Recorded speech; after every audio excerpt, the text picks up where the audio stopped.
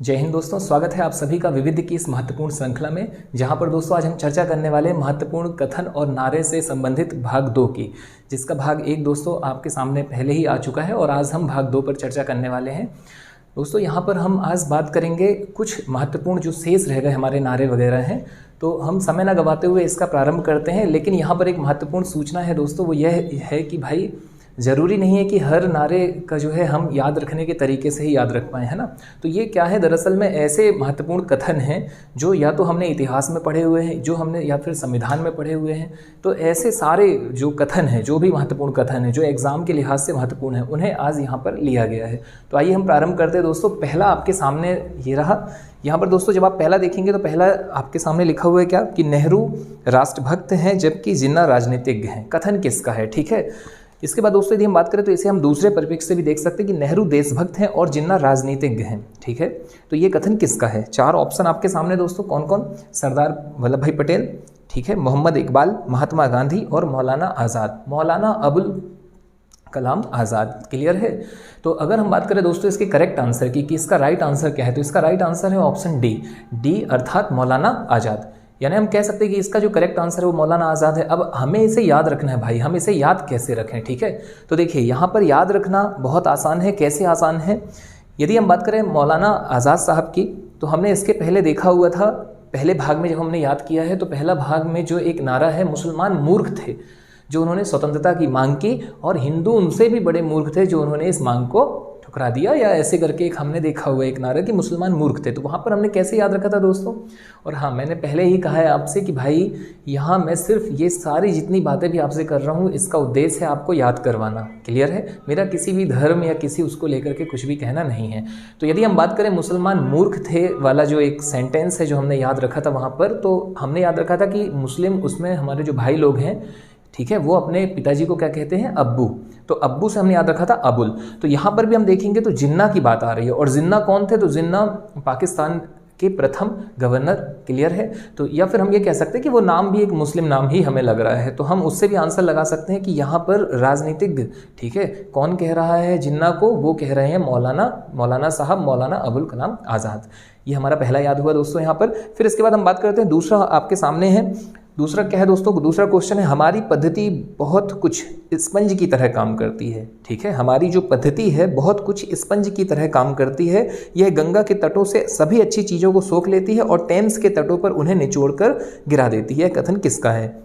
तो देखिए दोस्तों इसको भी याद रखना आसान है। 4 ऑप्शन आपके सामने हैं, कार्ल मार्क्स, दादा भाई नौरोजी, आरसी दत्त और जॉन सुल्लीवान। दरअसल में वो सुल्लीवान ना होकर के सुलीवन भी आपको पुस्तकों में देखने मिल जाएगा। मैं एक बार फिर से आपसे क्वेश्चन रिपीट कर रहा हूँ। क्वेश्चन है दोस्तों, हमारी प्रणाली उस स्पंज की तरह कार्य करती है जो गंगा के किनारे से पानी सोखकर या अच्छी चीज़ों को सोखकर कहाँ पर, टेम्स के किनारे वर्षा करती है या टेम्स के किनारे पहुँचा देती है। अब देखिए बात को समझिएगा, गंगा यहाँ पर बोला जा रहा है किसको, गंगा बोला जा रहा है भारत को, और टेम्स की बात की जा रही है इंग्लैंड की। अब ऐसा कौन कहेगा, कोई अंग्रेज नाम ही होगा, ऑब्वियस सी बात है। क्लियर है बातें। मतलब हम भारत से अच्छी चीज़ों को ले रहे हैं, सोने की चिड़िया को लूट रहे हैं और ले जा करके इंग्लैंड में हम क्या कर रहे हैं, वर्षा कर रहे हैं, वहाँ ये हम पहुँचा रहे हैं। क्लियर है। तो एक तो बात हो गई कि इसका आंसर कोई अंग्रेज नाम ही होगा, और अंग्रेज नामों में दोस्तों यदि आप देखेंगे तो कौन सा आंसर है, ऑप्शन डी भी हो सकता है, ए भी हो सकता है। तो अब हम पहुंचते हैं करेक्ट आंसर पर। देखें इसे याद रखना आसान है। कैसे, गंगा के किनारे या किसी भी नदी के किनारे की बात की जा रही है, ठीक है। और नदी के किनारे क्या होगा दोस्तों, बात को आप समझिएगा, वन मिलेगा हमें। क्या मिलेगा, वन। तो वन किसमें है, तो सुल्लीवान या सुलीवान। क्लियर है। तो ये आपका एक और यहाँ पर करेक्ट होता है। इसके बाद हम बात करते हैं दोस्तों एक और जो हमारा नारा है तीसरा, वो भी आप बोर्ड पर देख पा रहे हैं। क्या है, मैं देश के बालू से ही कांग्रेस से भी बड़ा आंदोलन खड़ा कर दूंगा। यह कथन किसका है। तो दोस्तों नोट कर लीजिएगा, ये जो कथन है बहुत ही महत्वपूर्ण कथन है। ये कहा है महात्मा गांधी जी ने। क्लियर है, महात्मा गांधी जी। दरअसल में दोस्तों इसके पीछे की जो कहानी है उसे भी यदि हम समझें तो इसके पीछे की बात है कि भाई वर्धा में कांग्रेस अधिवेशन हो रहा था, और उस कांग्रेस अधिवेशन के दौरान दोस्तों गांधी जी ने अपना भारत छोड़ो प्रस्ताव रखा। ठीक है, गांधी जी ने क्या रखा वहाँ पर, भारत छोड़ो प्रस्ताव अपना वहाँ पर सामने रखा। और इसी में उन्होंने एक बात वहाँ पर कही थी कि भाई मैं क्या कर सकता हूँ, मैं देश के बालू से ही कांग्रेस से भी बड़ा, ठीक है, मैं देश की बालू से ही कांग्रेस से भी बड़ा आंदोलन खड़ा कर सकता हूँ। और ये बात उनके कहने के पीछे का कारण क्या था, तो उसे हम समझते हैं और याद रखते हैं। तो वर्धा में दोस्तों कांग्रेस अधिवेशन के दौरान उन्होंने भारत छोड़ो आंदोलन का प्रस्ताव रखा था इनके सामने। अब देखिए बात को समझिएगा, इसमें होता क्या है, इन्होंने ये सिर्फ इसलिए कहा कि भाई इस मांग को यदि ठुकराया गया, यदि आप क्या कर रहे हैं, मेरा जो आपके सामने मैंने रखा हुआ भारत छोड़ो प्रस्ताव, यदि आपको ये गलत लग रहा है और आप यदि इसे ठुकरा रहे हैं तो भाई ठुकराने की गलती मत करना। क्यों मत करना? इसलिए मत करना क्योंकि मेरे अंदर इतनी क्षमताएं हैं कि मैं देश की बालू से ही कांग्रेस से भी बड़ा आंदोलन खड़ा कर सकता हूँ। क्लियर है? ये किसने कहा? महात्मा गांधी जी ने कहा। इसके बाद दोस्तों अगर हम अगले अपने कथन की ओर जाते हैं तो हमारा अगला कथन है, अगला कथन दोस्तों बहुत महत्वपूर्ण है और आप सारी चीज़ों को नोट जरूर करते चले जाइएगा, बहुत इंपॉर्टेंट है ये सारे नारे। अगला है दोस्तों, यहाँ पर आपके सामने प्रश्न आ चुका है, किसने कहा था कांग्रेस पतन के लिए लड़खड़ा रही है? मेरी सबसे बड़ी अभिलाषा जब तक मैं भारत में हूं कांग्रेस की शांतिपूर्ण समाप्ति में सहयोग करना है। ठीक है, एक बार फिर से हम क्वेश्चन रिपीट कर रहे हैं। कांग्रेस, किसने कहा था कांग्रेस पतन के लिए लड़खड़ा रही है? मेरी सबसे बड़ी अभिलाषा है जब तक मैं भारत में हूं कांग्रेस की शांतिपूर्ण समाप्ति में सहयोग करना है। ऑप्शन क्या क्या है सामने? तो आपके सामने 4 ऑप्शन है, George Hamilton, Lord Curzon, Lord Dufferin और उसके बाद है दोस्तों लॉर्ड मिंटो। देखिए बात को समझिएगा, इसे हम दूसरे तरीके से भी देख सकते हैं। कैसे? तो एक क्वेश्चन है, यही क्वेश्चन को हम कैसे भी देख सकते हैं। तो कांग्रेस धीरे धीरे लड़खड़ा रही है और भारत में रहते हुए यह मेरी बहुत बड़ी आकांक्षा है कि मैं इसकी शांतिपूर्ण मृत्यु में सहायक बनूं। आप इसे नोट कीजिए, मैं फिर से रिपीट कर रहा हूँ, कांग्रेस धीरे धीरे लड़खड़ा कर गिर रही है और भारत में रहते हुए यह मेरी बहुत बड़ी आकांक्षा है कि मैं इसकी शांतिपूर्ण मृत्यु में सहायक बनूं। देखिए बात को समझिएगा, दोनों प्रश्न, मतलब प्रश्न एक ही है, बस उसे देखने समझने का तरीका या नजरिया जो है वो दूसरा हो सकता है। ठीक है, यानी हमारे सामने जब प्रश्न आएगा तो वो किसी और माध्यम से भी हो सकता है। याद रखना बहुत आसान है। कैसे लड़खड़ाएगा कौन दोस्तों? लड़खड़ाएगा वो जो कर्ज के बोझ में दबा हुआ है। ठीक है, तो हमने क्या देखा यहाँ पर, हमें एक शब्द मिल रहा है लड़खड़ाना। कांग्रेस पतन के लिए लड़खड़ा रही है, तो कर्ज के बोझ पे दबा हुआ है जो, वो लड़खड़ाएगा। तो कौन? कर्जन। इसका आंसर क्या होगा दोस्तों यहाँ पर? कर्जन। क्लियर है? इसे आप नोट रखिए। इसके बाद कर्जन जी का ही एक और जो है, जी कहना तो गलत है, जी बिल्कुल मत कहिए इन्हें, है ना, इन लोगों ने, चले ठीक है, इस मुद्दे पर कभी चर्चा होगी हमारी। कब होगी? तो वो होगी जब हम पढ़ेंगे क्या, आधुनिक भारत का इतिहास। इसके बाद दोस्तों एक और फैक्ट जो है कर्जन का ही है, उसे भी आप नोट कर लीजिएगा। कर्जन का फैक्ट है, जब से मैं भारत आया हूं मेरी नीति यही रही है कि किसी भी तरह कांग्रेस को नपुंसक बना दूं। जब से मैं भारत आया हूं मेरी यही रणनीति या मेरी नीति यही रही है कि मैं कांग्रेस को, मतलब मैं यहाँ पर क्या कर दूं, नपुंसक बना दूं। क्यों ये बनाना चाह रहे हैं नपुंसक? ये सारी चीज़ें, ऐसे सारे मुद्दों की चर्चाएं जो होंगी वो होंगी हमारी कहाँ पर, आधुनिक भारत के इतिहास में। फिलहाल तो हम आगे बढ़ते हैं दोस्तों। अगला जो हमारा नारा है दोस्तों वो आपके सामने ये रहा, बहुत ही महत्वपूर्ण है। प्रश्न है, समूचा भारत एक विशाल बंदी गृह है, उपयुक्त कथन किसका है? समूचा भारत एक विशाल बंदी गृह है, तो इसका करेक्ट आंसर भी दोस्तों नीचे लिखा ही हुआ है, CR दास यानी कि कौन? चित्तरंजन दास। बहुत महत्वपूर्ण, नोट रखिएगा। प्रश्न मैं फिर से रिपीट कर रहा हूं, समूचा भारत एक विशाल बंदी गृह है, यह किसका कथन है? देखें याद रखना बहुत आसान है। कैसे भाई? बंदी गृह, बंदी शब्द यूज हो रहा है तो बंदी का आंसर, बंदी कौन होगा हमारा? बंदी कौन भाई? दास। ये जो दास प्रथा चल रही थी, क्लियर है, यही तो कारण है कि दास प्रथा और सती प्रथा इन सब चीज़ों पे जो है रोक लगाने की ओर अग्रसर हुए। गलत था तो दास। खैर कोई नहीं, हमें तो याद रखना है भाई फिलहाल तो हमने याद रख लिया यहाँ पर कि बंदी कौन, तो बंदी का आंसर जाएगा दास में। कौन दोस्तों? तो चित्तरंजन दास। इसके बाद दोस्तों अगला क्वेश्चन जो है, अगला जो नारा है वो आपके सामने ये रहा। अगला कथन है, बहुत इंपॉर्टेंट कथन है ये, यदि हम क्या है, यदि हम साल में एक बार मेंढक की तरह टरटराते हैं या टर्राते हैं तो हमें अपने प्रयासों में सफलता नहीं मिलेगी। ये किसने कहा था दोस्तों? तो ये कहा था बाल गंगाधर तिलक ने।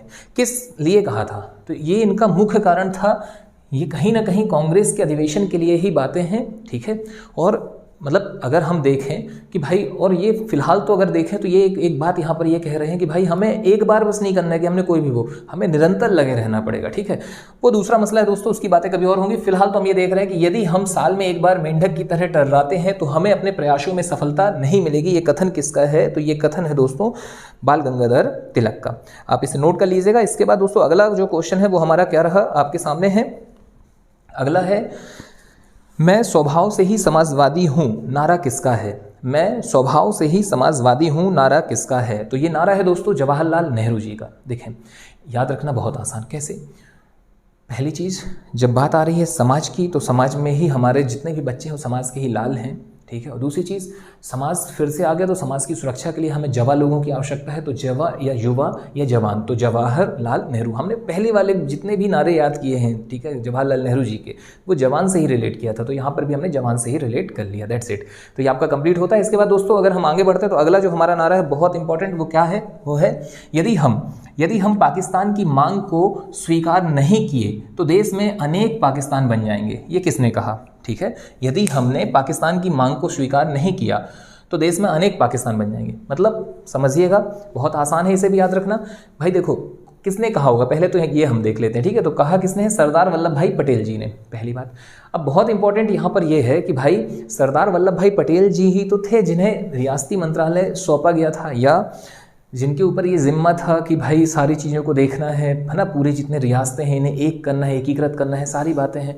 तो महत्वपूर्ण चीज़ यहाँ पर यह है दोस्तों, इनका ये कथन था कि भाई पाकिस्तान क्या कर रहा है, पाकिस्तान वर्तमान में भी हम देख रहे हैं कि पाकिस्तान क्या कर रहा है ना, बिल्कुल क्लियर है ना। ठीक है, तो उस पर चर्चा फिर से मैं यहाँ पर कहूँगा कि यहाँ उसकी चर्चा नहीं, चर्चा कहाँ होगी? आधुनिक भारत के इतिहास में। अभी क्या होने वाला है, तो अभी आपको बस ये याद रखना है कि यदि हम पाकिस्तान की मांग को स्वीकार नहीं किए तो देश में अनेक पाकिस्तान बन जाएंगे, सरदार वल्लभ भाई पटेल जी ने कहा। मतलब उनका ये कहना था कि भाई इसको अलग कर दो ताकि ये फूट न डाल पाएँ। ठीक है, क्योंकि वर्तमान में भी हम देख रहे हैं कि यही हो रहा है, और क्या है। तो इनका जो प्रयास था वो ये था कि भाई इसे अलग करें आप, ठीक है, अलग कर दो, इसे अलग एक देश बना दो, ठीक है, पाकिस्तान रहेगा और जितनी भी रियासतें हैं ये सब हमारी एकीकृत हो जाएंगी।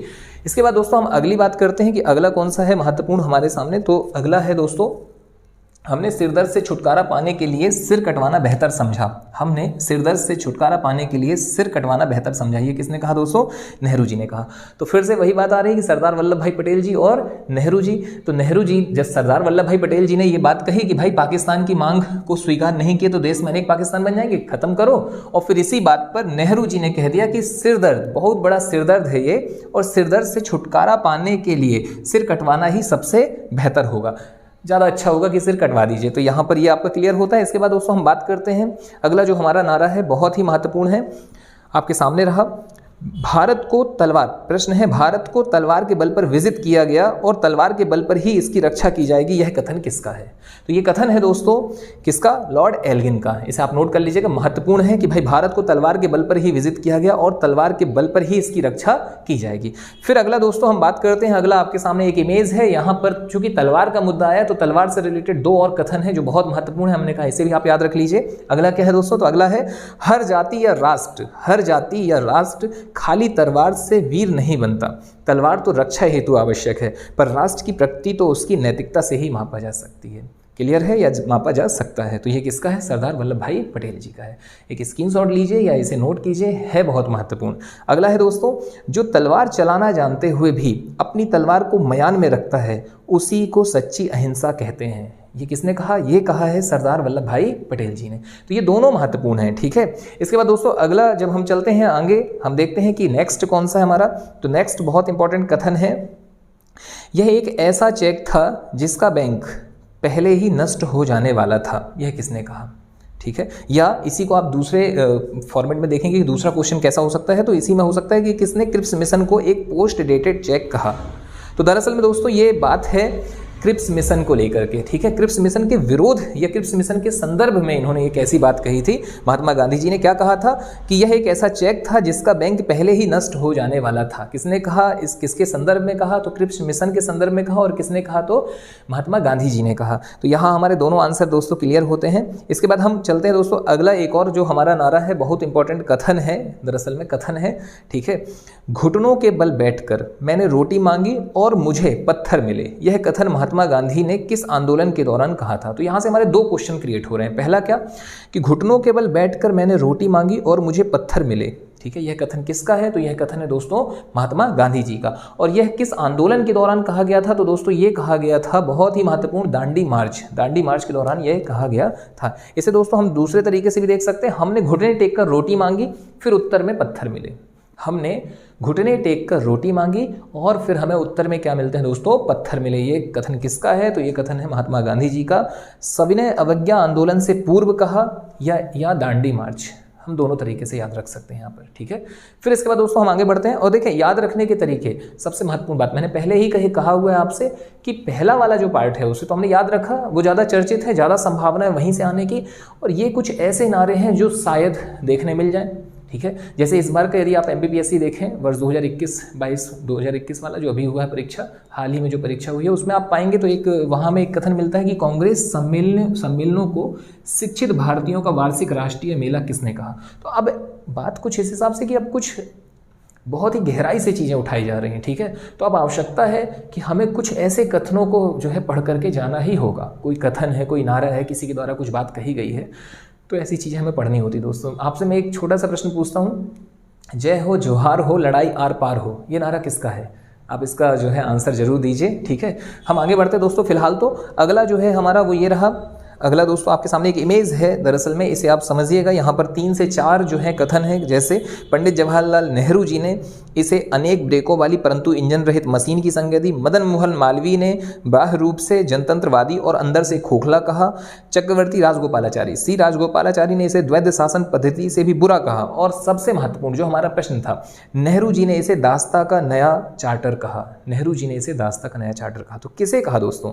याद रखिएगा, इसे इन्होंने किसे कहा है? तो भारत सरकार अधिनियम 1935, भारत सरकार अधिनियम 1935 को इन्होंने ये सारी बातें कही हैं। किस किस ने इसमें कहा है दोस्तों? तो इस इमेज में आपको 4 यहाँ से महत्वपूर्ण कथन मिल रहे हैं। पहला, और कहा किसे है? भारत शासन अधिनियम या भारत सरकार अधिनियम 1935, 1935 का जो अधिनियम लाया गया था, ठीक है। इसकी चर्चा भी आप देखेंगे तो संवैधानिक विकास के अंतर्गत, संविधान में जब हम पढ़ते हैं तो संवैधानिक विकास की कैसे कैसे इस संविधान का विकास हुआ, उसमें हम इसको देखते हैं, ठीक है। तो दरअसल में वो क्या रहा था, वो एक अधिनियम लाते थे, चार्टर लाते थे, एक्ट लाते थे, और उसके अंतर्गत यहाँ पर क्या कर रहे थे? तो शासन प्रशासन अपना संचालित कर रहे थे। तो उसी के अंतर्गत ही हम देख रहे हैं कि अलग अलग जो हमारे प्रमुख तत्कालीन समय के जो भी राजनेता वगैरह हुए, इन्होंने अलग अलग उसको लेकर के अपने कथन दिए। इसी में पंडित जवाहरलाल नेहरू का क्या है? तो अनेक ब्रेकों वाली परंतु इंजन रहित मशीन। मदन मोहन मालवीय जी ने क्या कहा है? तो बाह्य रूप से जनतंत्रवादी और अंदर से खोखला। बाहर से दिख रहा है बस, बाकी अंदर से खोखला है। किसने कहा? मदन मोहन मालवीय जी ने कहा। सी राजगोपालाचारी ने क्या कहा? तो इन्होंने कहा द्वैध शासन पद्धति। और इसके बाद दोस्तों अंतिम हमारा कौन सा? नेहरू जी ने क्या कहा? तो उन्होंने कहा है दास्ता का नया चार्टर। ये सारी चीज़ें आप नोट करते चले जाइएगा। इसके बाद दोस्तों अगला जो है आपके सामने वो ये रहा कि भाई भारत का विभाजन मेरी लाख पर होकर, भारत का विभाजन दोस्तों क्या है? भारत का विभाजन मेरी लाख पर होगा, जब तक मैं जीवित रहूंगा तब तक मैं विभाजन नहीं होने दूंगा। ये किसने कहा? तो ये कहा है गांधी जी ने। बहुत आसान है, इसे भी याद रखना कि भाई ऐसा कौन कह सकता है। 4 ऑप्शन आपके सामने होंगे तो निश्चित सी बात है ऐसा कौन कह सकता है? ऐसा गांधी जी ही कह सकते हैं, इनके अलावा दूसरे नहीं, क्योंकि बाकियों का तो हमें बिल्कुल क्लियर है। सरदार वल्लभ भाई पटेल ने स्पष्ट बोल दिया था कि भाई पाकिस्तान की मांग को स्वीकार नहीं किए तो देश में एक पाकिस्तान बन जाएंगे, हटाओ इसको, खत्म करो, ठीक है। नेहरू जी ने क्या कह दिया था कि भाई हमने सिरदर्द से छुटकारा पाने के लिए सिर कटवाना बेहतर समझा, हम सिर कटवा दिया, अलग करो। लेकिन गांधी जी का क्या था कि भाई भारत का विभाजन जो है, ठीक है। दरअसल में दोस्तों गांधी जी का नेचर, उनकी प्रकृति अलग थी। इतिहासकारों के अपने अपने मत हैं, हर व्यक्ति का अपना अपना एक व्यक्तिगत मत होता है, वह दूसरा मसला है, ठीक है। लेकिन हमें जो है किसी भी महापुरुष पर ऐसे उंगली नहीं उठानी चाहिए। किसी भी व्यक्ति की बात हो, ऐसे उंगली नहीं उठानी चाहिए, क्योंकि उन्होंने जो भी बातें कही हैं या जो भी वो तत्कालिक निर्णय ले रहे थे वो उस समय की परिस्थिति के अनुसार ले रहे थे। ऐसी कुछ परिस्थिति रही होगी और फिर अपना अपना एक प्रकृति है, अपना अपना एक नेचर है। चलिए ठीक है, फिलहाल तो हम आगे बढ़ते हैं भाई। अगला दोस्तों हमारे सामने ये रहा कि प्रश्न है, महात्मा गांधी को अर्धनग्न फकीर किसने कहा? महात्मा गांधी को अर्धनग्न फकीर किसने कहा? तो इसका करेक्ट आंसर होगा दोस्तों option number A, Winston Churchill. Clear है, विंस्टन चर्चिल। हालांकि दोस्तों इसको लेकर के आपके सामने दूसरी इमेज सामने है कि महात्मा गांधी को अर्धनंगा फकीर या अर्धनग्न फकीर की जो उपाधि है, लकब करके भी आ सकता है, उपाधि कहते हैं इसे, ठीक है। ये विंस्टन चर्चिल एवं फ्रैंक मॉरिस ने दी थी। किसने? Frank Morris. एक और नाम हो सकता है, तो ये आप नोट रखिएगा। फिर इसके बाद दोस्तों अगला जो है आपके सामने एक और बहुत ही महत्वपूर्ण जो कथन है वो ये रहा, जो स्वदेशी राज्य होता है वह सर्वोपरि और उत्तम होता है, ठीक है। नोट रखिए, जो स्वदेशी राज्य होता है वह सर्वोपरि और उत्तम होता है। देखिए स्वदेश में अपने जो है अपने देश की बात चल रही है, ठीक है। तो यहाँ पर क्या होगा भाई, अपने देश के लिए स्वाभाविक सी बात है सर्वोपरि और उत्तम, इन सब चीज़ों में के लिए आप क्या करेंगे? आप स्वाभाविक सी बात है, बहुत महत्वपूर्ण है शिक्षा। अगर आप शिक्षित हैं तो स्वाभाविक सी बात है कि भाई आप सर्वोत्तम रहेंगे, है ना। क्लियर है। तो यहाँ सर्वोपरि रहेंगे। तो यहाँ हमने याद रख लिया कि हमारे शिक्षा की देवी प्रमुख कौन? सरस्वती। तो स्वामी दयानंद सरस्वती, ये हम इससे याद रख सकते हैं। That's it. फिर इसके बाद दोस्तों हम अगले जो एक और कथन उसकी ओर चलते। तो भारतीय संस्कृति पूरी तरह से ना हिंदू है, ना इस्लामी है और ना ही अन्य है, यह सबका संयोजन है। मैं फिर से रिपीट कर रहा हूँ, भारतीय संस्कृति पूरी तरह से ना हिंदू है, ना इस्लामी है और ना ही कोई अन्य है। ये दरअसल में क्या है? तो ये सभी का संयोजन है। ये किसने कहा दोस्तों? तो ये कहा है गांधी जी ने। इसे आप नोट कर लीजिएगा। हमें इससे समझ में आ रहा होगा कि भाई भारत का विभाजन मेरी लाख पर से होकर गुजरे, मतलब होगा, जब तक मैं जीवित रहूंगा तब तक मैं विभाजन नहीं होने दूंगा। गांधी जी। अरे गांधी जी की तो बात ही अलग थी, ठीक है। चलिए खैर हम आगे बढ़ते हैं। तो याद रखना आसान है कि ऐसी सोच किसकी होगी कि ना हिंदू ना मुस्लिम ना कुछ, सब कुछ गांधी जी। फिर इसके बाद बात करते हैं दोस्तों, अच्छा वर्तमान में भी हम देखें तो हम ऐसे ही हैं, ना हम हिंदू राष्ट्र ना हम मुस्लिम राष्ट्र, ठीक है। हम कैसे हैं दोस्तों, स्पष्ट है। भारत के संविधान की जब आप प्रस्तावना पढ़ते हैं तो हमें स्पष्ट हो जाता है कि हमारे यहाँ पर क्या है, तो धर्मनिरपेक्ष। क्लियर है दोस्तों। चले फिलहाल हम आगे बढ़ते हैं। राजेंद्र प्रसाद भारत के अजात शत्रु हैं, ये किसने कहा, तो राजेंद्र प्रसाद भारत के अजात शत्रु हैं, ये कहा गांधी जी ने। ये आपका एकदम क्लियर। फिर इसके बाद दोस्तों हम आगे बढ़ते हैं। अगला है भारत भूख से मर रहा है, यह किसका कथन है, भारत भूख से मर रहा है, ये कथन है दादा भाई नौरोजी जी का। देखें इसे भी याद रखना आसान है। दादा मतलब बूढ़े व्यक्ति हैं, सिर्फ ये हम याद रख रहे हैं, ठीक है। याद रखने का तरीका क्या है, दादा मतलब जो बुजुर्ग हैं, ठीक है। और बुजुर्ग लोगों के विषय में आप देखेंगे दोस्तों, उन्हें भूख प्यास नहीं लगती है, ठीक है। मृत्यु उनकी हो रही होती है, मतलब एकदम ये कह सकते हैं मृत्यु सैया पर हैं, अंतिम पड़ाव पर हैं जीवन के, और उन्हें भूख नहीं लग रही होती है उस समय पे, ठीक है। तो हमने याद रख लिया कि भाई भारत भूख से मर रहा है, मृत्यु और भूख, ये क्या आंसर हो जाएगा यहाँ पर, दादा भाई नौरोजी। ये भी क्लियर हुआ। फिर अगला है दोस्तों, हम अल्पसंख्यकों की रक्षा के लिए प्रतिबद्ध हैं, हम अल्पसंख्यकों की रक्षा के लिए प्रतिबद्ध हैं, पर अल्पसंख्यकों की इच्छाओं को बहुसंख्यकों पर थोपा नहीं जा सकता, ठीक है। यानी हम जो थोड़े से लोग हैं, अल्पसंख्यक हैं, हम इनके जितनी भी जो भी बातें, इनकी रक्षा है और भी चीज़ें, इसके लिए हम प्रतिबद्ध हैं, पर इनकी इच्छाओं को बहुसंख्यकों पर थोपा नहीं जा सकता। बात को आप समझिएगा। ये किसने कहा है, पहले तो ये देखें, ये कहा है लॉर्ड एटली। लॉर्ड एटली कौन है, ये कौन थे, लॉर्ड एटली ब्रिटिश पीएम थे। किस समय पर, जब भारत जो है आज़ाद हो रहा था, यानी उस स्वतंत्रता के समय पर दोस्तों लॉर्ड एटली ब्रिटिश पीएम थे। इन्होंने ये कथन दिया था। दरअसल में ये बात है कि देखिए आप पूरे भारत को, अखंड भारत को, पूरे भारत को क्या किया जा रहा है, दो भागों में डिवाइड किया जा रहा है, पार्टीशन हो रहा है, विभाजन हो रहा है, एक भारत और एक पाकिस्तान। अब कुछ छुटपुट क्या है, रियासतें हैं भाई छोटी छोटी। अब ये छोटी छोटी रियासतें कौन है, यहाँ पर अल्पसंख्यक हैं, ठीक है।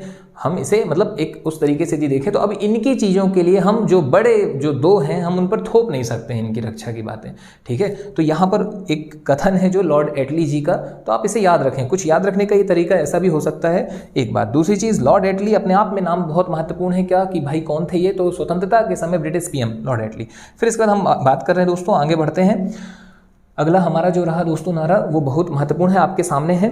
क्या है दोस्तों यहाँ पर, तो आप पाएंगे अगला आपके सामने क्वेश्चन है सार्वजनिक सुरक्षा विधेयक, ठीक है, पब्लिक सेफ्टी बिल, सार्वजनिक सुरक्षा विधेयक 1928। पहले तो इस प्रश्न में ही एक आपका जो है क्वेश्चन क्रिएट हो गया, प्रश्न में ही प्रश्न, ठीक है, आंसर तक नहीं पहुंचे हैं। एक और क्वेश्चन यहाँ पर बन सकता है कि सार्वजनिक सुरक्षा विधेयक यानी कि पब्लिक सेफ्टी बिल किस वर्ष लाया गया था, उस समय के 4 ऑप्शन दे सकते हैं। तो 1928 और इसका विरोध 1928 का विरोध करते हुए निम्नलिखित में से किसने कहा कि यह भारतीय राष्ट्रवाद पर, भारतीय राष्ट्रीय कांग्रेस पर सीधा हमला है और भारत की दास्ता विधेयक संख्या 1 के रूप में है।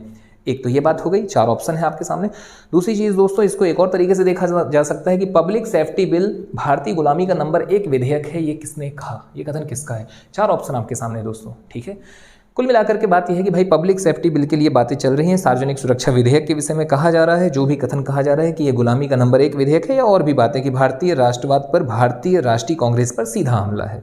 ये कहा है दोस्तों मोतीलाल नेहरू जी ने। किसने कहा है, मोतीलाल नेहरू। फिर इसके बाद हम बात करते हैं दोस्तों अगला प्रश्न, अगला आपके सामने है। दरअसल में ये क्या है, तो हुम स्वतंत्रता के पुजारी थे और उनका हृदय भारत की निर्धनता तथा दुर्दशा पर रोता था, यह कथन किसका है। तो इसका आप आंसर लिख लीजिएगा। ये दोस्तों ये किसने कहा है, तो ये कहा है लाला लाजपत राय ने, ठीक है। किसने कहा है दोस्तों, लाला लाजपत राय ने। इसके पहले दोस्तों आप एक और देख सकते हैं, बहुत महत्वपूर्ण है ये भी, कि राष्ट्रीय कांग्रेस का जन्म मातृभूमि की रक्षा के हित प्रमुख भारतीयों तथा हुम साहब द्वारा हुआ है। चूंकि यहाँ पर हुम साहब की बात आई तो हमने कहा इससे भी देख लेते हैं, हुम साहब द्वारा हुआ है। ये किसने कहा, एनी बेसेंट ने। इसे आप नोट रखिए। तो एक तो ये हो गया, और दूसरा महत्वपूर्ण कौन है दोस्तों, तो इमेज आपके सामने है कि हुम स्वतंत्रता के पुजारी थे, ये किसने कहा, तो ये कहा है लाला लाजपत राय ने। ये दोनों महत्वपूर्ण हैं। इसके बाद दोस्तों हम आगे बढ़ते हैं। अगला एक और क्वेश्चन दोस्तों आपके सामने है, भारतीय राष्ट्रीय कांग्रेस के बारे में किसने कहा कि भारत ने अपनी आवाज़ इस महान संस्था में पाई। ये कहा है दोस्तों मदन मोहन मालवीय जी ने। किसने कहा है, मदन मोहन मालवीय जी ने। अगला क्वेश्चन दोस्तों ये रहा, यह है किसका कथन है कि कांग्रेस की आवाज़ जनता की आवाज़ नहीं है। तो यह है दोस्तों फिरोज शाह मेहता जी का, फिरोज शाह मेहता। फिर दोस्तों इसके बाद हम बात करते हैं, इसे आप नोट रखिएगा, इंपॉर्टेंट है। इसके बाद दोस्तों अगला जो क्वेश्चन है आपका वो रहा कि निम्नलिखित में से किसका कथन है कि हमारा आदर्श दया याचना नहीं आत्मनिर्भरता है। निम्नलिखित में से किसका कथन है हमारा आदर्श दया याचना नहीं बल्कि आत्मनिर्भरता है। तो ये है दोस्तों बीजी तिलक, बाल गंगाधर तिलक जी का।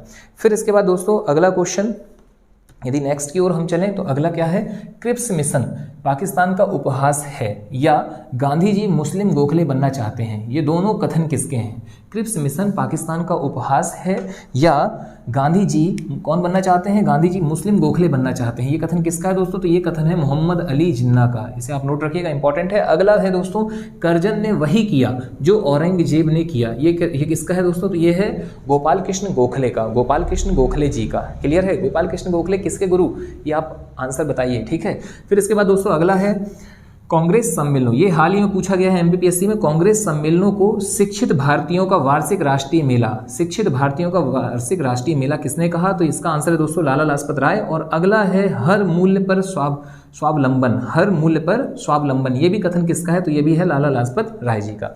और इसके बाद दोस्तों अगला नारा जो भी है, अगला कथन है वो आपके सामने है। हालांकि इसमें सबसे पहले तो आप देखें प्रश्न क्या है, तो प्रश्न है भारत की अशांति के जनक निम्नलिखित में से किसे कहा जाता है भारतीय अशांति का जनक?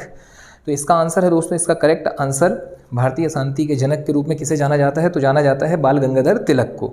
हम इसे पढ़ देते हैं आपके सामने, क्या है ये, इस स्वतंत्रता सेनानी पर 3 बार राजद्रोह का आरोप लगाया गया था। इन्होंने कांग्रेस के सूरत विभाजन में महत्वपूर्ण भूमिका निभाई थी। साथ ही साथ में लखनऊ संधि 1916 में उत्प्रेरक के रूप में कार्यरत थे और इन्हें अंग्रेजों द्वारा भारत की अशांति के जनक के रूप में जाना जाता है या माना जाता है। तो ये किसके संदर्भ में है दोस्तों? तो ये कहा गया है किसके लिए? बाल गंगाधर तिलक। और अगला क्वेश्चन दोस्तों ये रहा कि किसने तिलक को भारतीय अशांति का जनक कहा?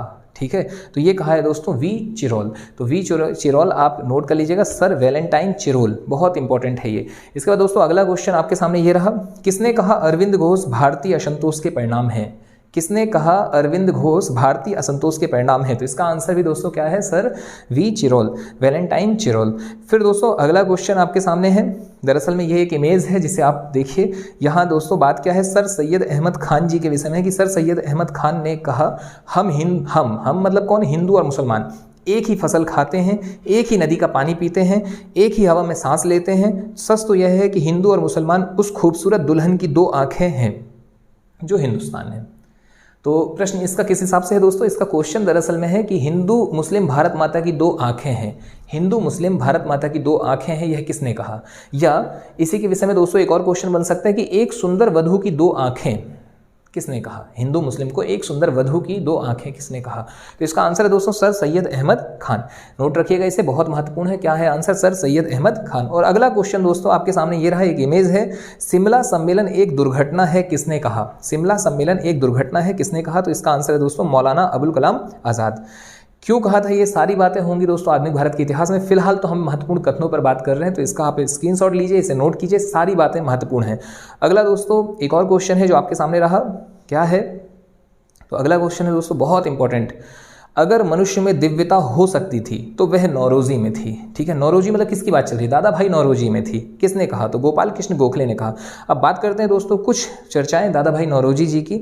तो दादा भाई नौरोजी जी के विषय में जो बहुत महत्वपूर्ण बात है दोस्तों वो यहाँ है आपके सामने, इन्हें grand old man of India भी कहा जाता है। एक बात तो हो गई, बिल्कुल क्लियर है। साथ ही साथ में ब्रिटिश संसद के प्रथम भारतीय सांसद या सभा सदस्य भी कह सकते हैं। दूसरी चीज़ दोस्तों इसके बाद इंपॉर्टेंट है, इनकी पुस्तक का नाम आप देख सकते हैं 3rd नंबर पर है। ठीक है, इस इमेज में क्या है? Poverty and un British rule in India, इनकी पुस्तक बहुत इंपॉर्टेंट है। बाकी बातें तो दोस्तों होंगी ही हो, बहुत इंपॉर्टेंट है, सारी बातें होंगी। कहाँ पर होंगी? ये होंगी आधुनिक भारत के इतिहास में। इसके बाद दोस्तों अगला क्वेश्चन आपके सामने ये रहा, सरदार वल्लभ भाई पटेल, इनका ये कथन है, जिन्ना विभाजन चाहते हैं या नहीं, अब हम स्वयं विभाजन चाहते हैं। बहुत आसान है, इसे भी याद रखना। कैसे भाई? हमने पढ़ा ही है, क्या पढ़ा है ये, यदि हम पाकिस्तान की मांग को स्वीकार नहीं किए तो देश में अनेक पाकिस्तान बन जाएंगे। किसने कहा? सरदार वल्लभ भाई पटेल ने कहा। तो इन्हीं का ये कथन है कि जिन्ना विभाजन चाहते हैं या नहीं, अब हमें ये मतलब नहीं भाई, अब हम स्वयं विभाजन चाहते हैं। बहुत हुआ, ठीक है, तो ये क्लियर हुआ आपका यहाँ पर। इसके बाद दोस्तों अगला है क्या? इंग्लैंड हमारा पथ प्रदर्शक है, इंग्लैंड हमारा पथ प्रदर्शक है, यह कथन किसका है? तो ये कथन है सुरेंद्र नाथ बनर्जी जी का। इंग्लैंड हमारा पथ प्रदर्शक है, ये कथन किसका है? ये है सुरेंद्र नाथ बनर्जी जी का। फिर दोस्तों इसके बाद हम बात कर लेते हैं कुछ चर्चाएं सुरेंद्र नाथ बनर्जी जी की, जिसमें बहुत महत्वपूर्ण है राष्ट्रगुरु। इन्हें राष्ट्रगुरु के नाम से भी जाना गया। और दूसरी चीज़ सुरेंद्र नाथ बनर्जी जी का ही एक और कथन है, स्वतंत्रता का मोर्चा एक दिन में सर नहीं होता। ठीक है, स्वतंत्रता की देवी बहुत कठिनता से प्रसन्न होती है, वह अपने भक्तों से त्याग, तपस्या इत्यादि मांगती है। आप इतिहास को पढ़िए और उससे यह पाठ सीखिए कि स्वतंत्रता के लिए होने वाले वैधानिक संघर्ष में धैर्य, साहस और आत्म बलिदान की आवश्यकता होती है। ये किसने कहा? तो ये भी कथन है सुरेंद्र नाथ बनर्जी जी का। और इसके बाद दोस्तों कुछ अन्य प्रमुख जो शेष रह गए हैं उनकी भी हम चर्चा कर ही लेते हैं यहाँ पर। ठीक है, तो अगला दोस्तों महत्वपूर्ण क्या है? तो यहाँ पर महत्वपूर्ण है, आप देख सकते हैं इमेज में, सबसे पहले क्या है? तो एक तरफ लिखा हुआ है दोस्तों वो कथन, और दूसरी ओर है उनका जो भी जिनने भी वो कथन कहा हुआ है। ठीक है, तो गोखले स्वशासन के महान देवदूत थे, ये किसने कहा? तो गोखले को स्वशासन के महान देवदूत कहा है मोतीलाल नेहरू जी ने। अगला है दोस्तों गोखले भारत के प्रथम कूटनीतिज्ञ थे, ये किसने कहा है? तो ये कहा है जवाहरलाल नेहरू जी ने। फिर इसके बाद दोस्तों अगला क्वेश्चन है, क्रिप्स मिशन एक ऐसे बैंक का चेक है जो टूट रहा है, इसकी चर्चा हम पहले ही कर चुके हैं, जवाहरलाल नेहरू। फिर इसके बाद है दोस्तों क्रिप्स शैतान के वकील हैं, ये भी किसने कहा? जवाहरलाल नेहरू। और इसके बाद बात करते हैं दोस्तों अगला क्या है? तो हिंदू मुस्लिम मुख्यतः दो राष्ट्र हैं, वीर सावरकर। हिंदू मुस्लिम मुख्यतः दो राष्ट्र हैं, देखो ये कौन कहेगा? ये वीर ही तो कहेंगे, सीधी सी बात है भाई, क्लियर। ये फालतू का घूम फिर करके बातें नहीं कर रहे हैं। ठीक है, ये हमारा याद रखने का तरीका है। ये ऐसी बातें नहीं कर रहे हैं कि हम उनके पक्ष में कहें या विपक्ष में, क्लियर बात। ये वीर लोग कहेंगे कि हटाओ चलो अलग करो, दो राष्ट्र हैं, अलग अलग हैं। फिर इसके बाद बात आती है दोस्तों अगला क्या है? तो अगला है भारत एक और सूत्र में बंधा राष्ट्र नहीं माना जा सकता, वीर। ये फालतू और भी सूत्रों में बंधा राष्ट्र नहीं माना जा सकता, कौन कहेगा? वीर। जो है भाई भारत है, अलग है। फिर इसके बाद बात की जा रही है अगला क्या है दोस्तों? मैं स्वाधीन भारत में मरना चाहता था परंतु मेरी इच्छा पूर्ण ना हो सकी, ये किसका है? तो ये है मोतीलाल नेहरू जी का।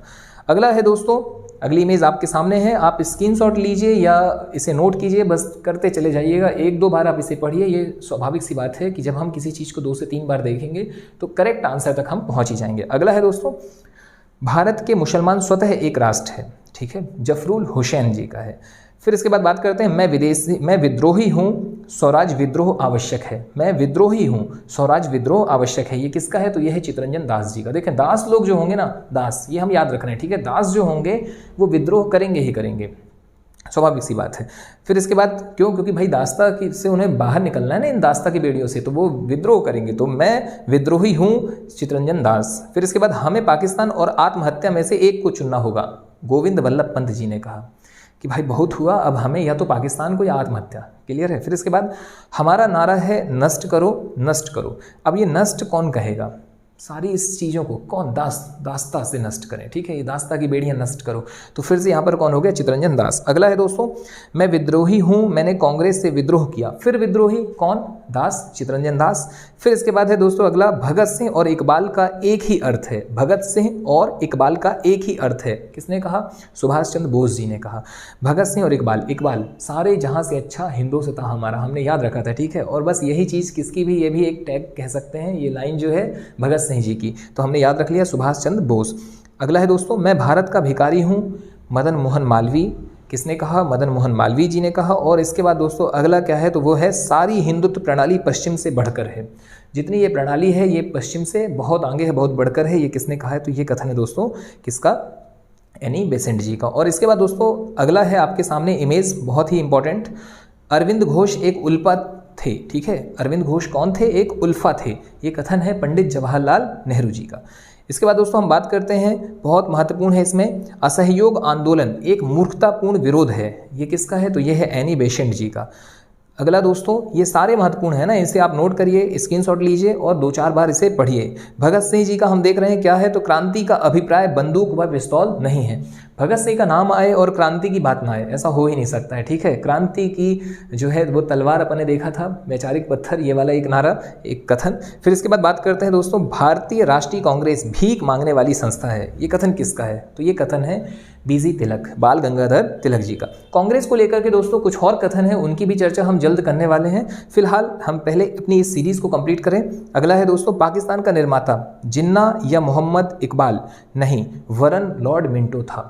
मतलब ये किसका कहना है? ये कहना है राजेंद्र प्रसाद जी का। राजेंद्र प्रसाद जी कह रहे हैं कि पाकिस्तान का निर्माता जिन्ना या मोहम्मद इकबाल नहीं है, बल्कि कौन है? वो है लॉर्ड मिंटो। क्लियर है? फिर अगला है दोस्तों, यदि ईश्वर अस्पृश्यता को सहन करने लगे तो मैं ऐसे ईश्वर को भी नहीं मानूंगा। यदि ईश्वर अस्पृश्यता, ठीक है, अस्पृश्यता यानी छुआछूत को यदि सहन करने लगे तो मैं ऐसे ईश्वर को भी नहीं मानूंगा। ये किसका है? बीजी तिलक जी का है। अब अस्पृश्यता आ रही, छुआछूत आ रही है। छुआछूत दोस्तों हमने देखा पूजा पाठ वगैरह में बहुत ज़्यादा ये देखने मिलता है कि टच नहीं करना है, बोले गंगा जल या मान लीजिए कोई नल से पानी वगैरह ला रहा है, शुद्ध बोले जल है, इसको छू मत देना, बोले पूजा का पानी, छुआछूत। ठीक है, तो हमने इसे याद रखा कैसे? तिलक, तिलक मतलब जो तिलक लगाया है वो पूजा कर रहा है, ठीक है, या पूजा के पानी को लेने के लिए जा रहा है, तो बोले अस्पृश्यता या छुआछूत में आंसर क्या चला जाएगा? तिलक। फिर इसके बाद दोस्तों हम बात करते हैं कुछ महत्वपूर्ण, आपके सामने एक इमेज आ रही है कांग्रेस को लेकर के जो राय दी गई है, ठीक है, जो भी व्यक्तियों के द्वारा राय दी गई है उसके विषय में हम देखते हैं दोस्तों। तो यहाँ पर आप देखेंगे लॉर्ड डफरिन ने सबसे पहले एक राय दी है कांग्रेस को लेकर के। उनकी राय क्या है? तो कांग्रेस केवल एक सूक्ष्म अल्पसंख्यक का प्रतिनिधित्व करता है। कांग्रेस किसका प्रतिनिधित्व करता है दोस्तों? तो वो एक सूक्ष्म अल्पसंख्यक का प्रतिनिधित्व करता है। ये किसका कथन है? ये कथन है लॉर्ड डफरिन का। फिर अगला है दोस्तों अरविंदो घोष, बहुत महत्वपूर्ण नाम है अरविंदो घोष, ठीक है। कांग्रेस एक भीख मांगने वाला संस्थान है, ये किसने कहा? अरविंदो घोष जी ने कहा। इसके बाद दोस्तों हम देख रहे हैं तीसरा जो है बहुत महत्वपूर्ण है, क्या है? कांग्रेस को भीख मांगने और अधिकारों का दावा करने के बीच अंतर करना चाहिए, ये किसने कहा? ये कहा है बीजी तिलक ने। अगला है दोस्तों विपिन चंद्र पाल जी का, कांग्रेस बुलबुले के साथ खेल रहा है। कांग्रेस किसके साथ खेल रहा है? तो कांग्रेस बुलबुले के साथ खेल रहा है। ये कथन किसका है? ये है विपिन चंद्र पाल जी का। अगला दोस्तों आपके सामने एक और इमेज आ रही है, यहाँ पर आप पाएंगे करजन, कांग्रेस अपने पतन की ओर लड़खड़ाती हुई नजर आ रही है, हम पहले पढ़ चुके हैं, ठीक है, तो करजन साहब को। और इसके पहले क्या है? तो इसके पहले डफरिन ने क्या कहा है? कांग्रेस केवल सूक्ष्मदर्शी अल्पसंख्यकों का प्रतिनिधित्व करती है, ये भी हमारा कंप्लीट है, ठीक है। अरविंदो घोष जी का एक और कथन, कांग्रेस क्षय रोग से मरने ही वाली है, क्षय रोग, ठीक है, कांग्रेस क्षय रोग से मरने ही वाली है। फिर अगला है दोस्तों बंकिम चंद्र चटर्जी का, बहुत इंपॉर्टेंट, कांग्रेस के लोग पदों के भूखे राजनीतिज्ञ हैं, ठीक है, बंकिम चंद्र चटर्जी, ठीक, कांग्रेस के लोग क्या हैं? पदों के भूखे राजनीतिज्ञ हैं। फिर इसके बाद दोस्तों हम बात करते हैं कुछ और महत्वपूर्ण, ठीक है, हमारे दो और शेष यहाँ पर रह गए हैं, बहुत ही महत्वपूर्ण पॉइंट हैं। तो आप पाएंगे यहाँ पर टीपू सुल्तान के विषय में। टीपू सुल्तान का कथन क्या है दोस्तों? शेर की तरह एक दिन जीना बेहतर है, लेकिन भेड़ की तरह लंबी जिंदगी जीना अच्छा नहीं है। और इसके बाद आप वहीं पर देखेंगे लक्ष्मीबाई जी का एक और कथन है, हम अपने हाथों अपनी आज़ादी की कब्र नहीं खोदेंगे, हम अपने हाथों अपनी आज़ादी की कब्र नहीं खोदेंगे। फिर इसके बाद दोस्तों हम बात करते हैं महत्वपूर्ण, यहाँ पर दादा भाई नौरोजी जी के विषय में, महात्मा गांधी जी के विषय में और स्वामी विवेकानंद, तीन नारे आपके सामने हैं। स्वामी विवेकानंद, आज हमारे देश को आवश्यकता है लोहे के स्नायुओं और इस्पात की नाड़ियों की, ये किसने कहा? स्वामी विवेकानंद जी ने कहा। अगला है दोस्तों महात्मा गांधी, मैं एक दिव्य दृष्टा नहीं हूँ, मैं एक व्यवहारिक आदर्शवादी होने का दावा करता हूँ, ये कथन किसका है? ये है महात्मा गांधी जी का। और इसके बाद दोस्तों अगला है दादा भाई नौरोजी, यह एक लुटे हुए देश की अवस्था है जहां लुटेरा लगातार लूट रहा है और फिर साफ बचकर निकल जाता है, ये किसने कहा? ये कहा है दादा भाई नौरोजी जी ने। इसके बाद दोस्तों एक और महत्वपूर्ण है, बहुत ही इंपॉर्टेंट जो है वो है महात्मा गांधी जी का, क्या? मुझे लगता है कि सत्याग्रह ही आतंकवाद को रोकने का एकमात्र उपाय है। तो इसके साथ ही दोस्तों हमारे लगभग जो महत्वपूर्ण कथन और नारे हैं वो यहाँ पर समाप्ति की ओर, एक शेष रह गया दोस्तों, उसकी ओर चर्चा कर लेते हैं हम। तो शेष क्या हमारा? कायरता से कहीं ज़्यादा अच्छा है, कायरता से कहीं ज़्यादा अच्छा है लड़ते लड़ते मर जाना, ये कथन किसका है दोस्तों? तो ये कथन है महात्मा गांधी जी का। लगभग दोस्तों यहाँ पर पूरे कथन हमारे कंप्लीट हो रहे हैं। देखिए सब कुछ तो नहीं हो सकता है, ये आप भी समझते हैं, ठीक है, हालांकि यहाँ पर जितने भी महत्वपूर्ण है यथासंभव वो आपके सामने आ चुके हैं। और अब इसके बाद यदि कुछ शेष रह जाते हैं बचे हुए, मेरे ख्याल से अब देखें जैसे जैसे हम कंप्लीट करते चले जाते हैं चीज़ों को, हमारे सामने और भी चीज़ें आती हैं नित नए नए, जब एग्ज़ाम वगैरह हो रहे हैं, ठीक है, तो उस एग्ज़ाम में कैसी अब किस अप्रोच के साथ चीज़ें पूछी जाने लगी हैं उसके अनुसार ही हमें अध्ययन करना होता है। तो ये तो ऐसे हैं दोस्तों जो सदाबहार हैं, इन्हें हमें पढ़ना ही होगा। और इसके बाद दोस्तों जो भी नए आएंगे वो आपको लगातार अपडेट करते चले जाएंगे हम टेलीग्राम में, तो आप टेलीग्राम ग्रुप में भी जुड़ सकते हैं। इसके बाद दोस्तों बात की जाए और भी जो चर्चाएँ हैं विविध को लेकर के, तो उसकी सीरीज़ में आप जा करके देख सकते हैं। बहुत ही महत्वपूर्ण जो जितने भी महत्वपूर्ण टॉपिक्स हैं उनको लाया जा रहा है आपके सामने। उम्मीद है ये पहल आपको पसंद आ रही होगी। धन्यवाद, मुलाकात अगली वीडियो में। जय हिंद, जय भारत।